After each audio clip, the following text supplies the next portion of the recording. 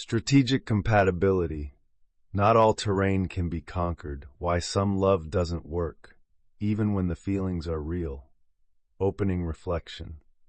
Sometimes the most painful truth in love is not that they didn't love you. It's that love wasn't enough to make it work. We're taught that if the connection is real, if the feelings are strong enough, if the love is sincere, then everything else will somehow fall into place. But that's not how real intimacy works. Because real intimacy isn't just about feeling, it's about functioning. Strategic compatibility means this: even if the emotional pull is intense, even if the story feels powerful, not every terrain can be crossed, and not every relationship is meant to survive the journey. This episode is about how to see that clearly.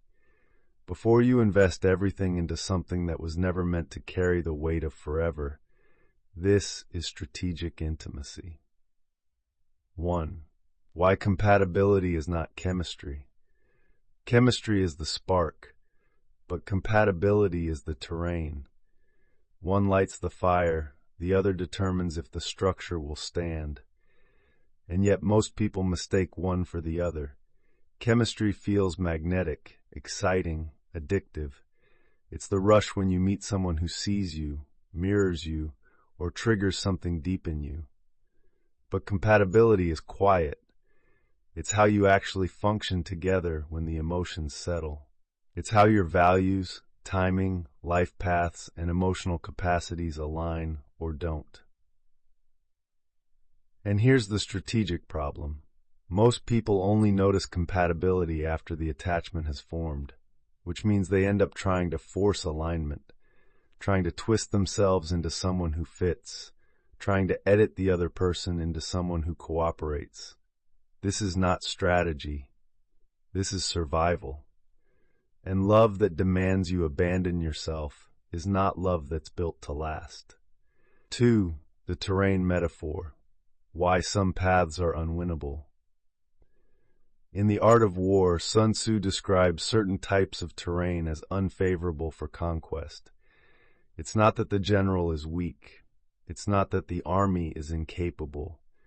It's that the very structure of the land makes success strategically impossible. Now apply that to love. There are people you may deeply care about, people you feel spiritually connected to, people who activate something powerful in you.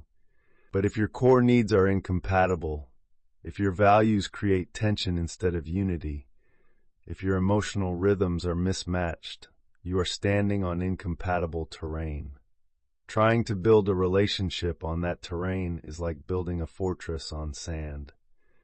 No matter how hard you try, you will feel like you're fighting gravity, always repairing, always hoping, always almost. That's not love evolving. That's you refusing to surrender to the strategic truth. Some terrain is not meant to be conquered.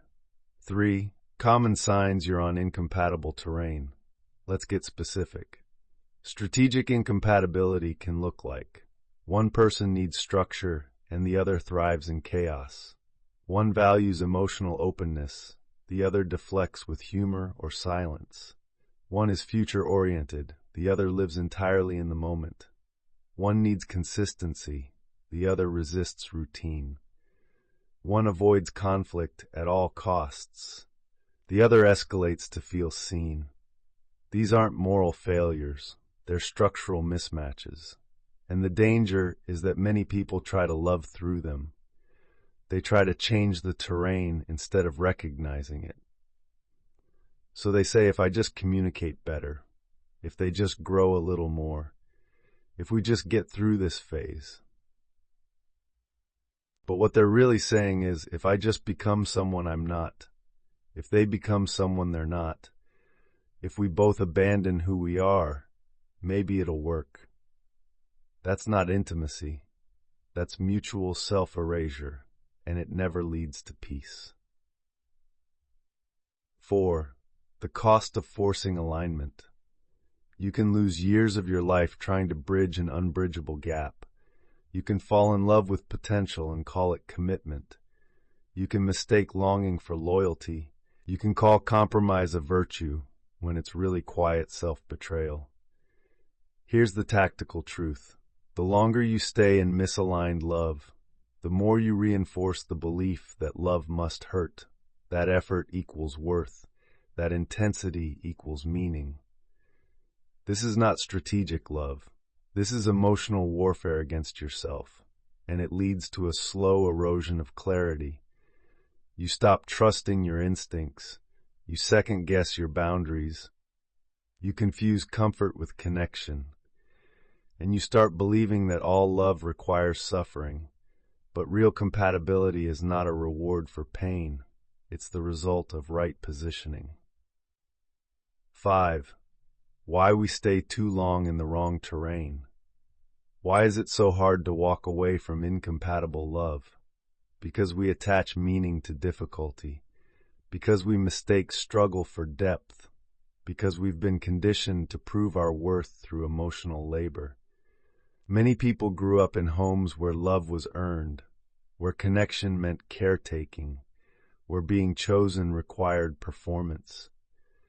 So when they meet someone they love who doesn't quite fit, they don't pause, they perform, they adapt, they give more, they rationalize. I just need to be more patient. They're just scared of intimacy. We just need more time. But here's the reality. Compatibility is not the result of effort. It's the starting point of true connection. If you have to overcome someone to love them, that's not love. That's conquest. And no matter how noble the cause sounds, trying to force someone into alignment is a war you will lose quietly over time. 6. The shift into strategic clarity. So what does it look like to approach compatibility strategically?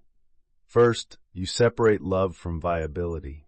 You allow yourself to feel deeply, without letting feelings override facts. You learn to ask early, are our values aligned or in opposition? Do we handle conflict in compatible ways? Does our pace of intimacy match? Do I feel more myself with this person or less? Strategic love doesn't mean waiting for someone perfect. It means having the clarity to recognize when the terrain is workable. You notice patterns early, not as red flags to fix, but as terrain markers that help you decide whether to advance or withdraw. You stop trying to make every connection permanent, and instead learn how to discern who is meant to be part of your permanent path. Not everyone is, and that's not failure, that's mastery. 7. The power of letting go strategically. Letting go doesn't mean you didn't love them. It means you loved with enough clarity to know when the structure could no longer hold. It's not about bitterness. It's not about blame. It's about strategy. When a general retreats from unfavorable terrain, it's not weakness, it's wisdom. And in love, knowing when to stop advancing is just as important as knowing when to begin. Letting go of someone you love can be the most self-respecting move you ever make.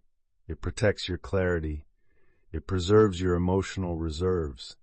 It honors the truth that love cannot thrive on unstable ground. So if you're still holding on to something that feels almost right, ask yourself, what part of me is afraid that nothing better will come? And what would I choose if I believed in my own worth without needing proof from another? That's where strategy begins. Closing transmission. Some terrain is not meant to be conquered. Not because you're not enough, but because your soul was never meant to be diminished just to make it work. Compatibility is not weakness, it's wisdom. Knowing when to walk away is not giving up, it's claiming your right to alignment. And alignment is not found in fighting for crumbs. It's found in choosing people who speak your language without translation.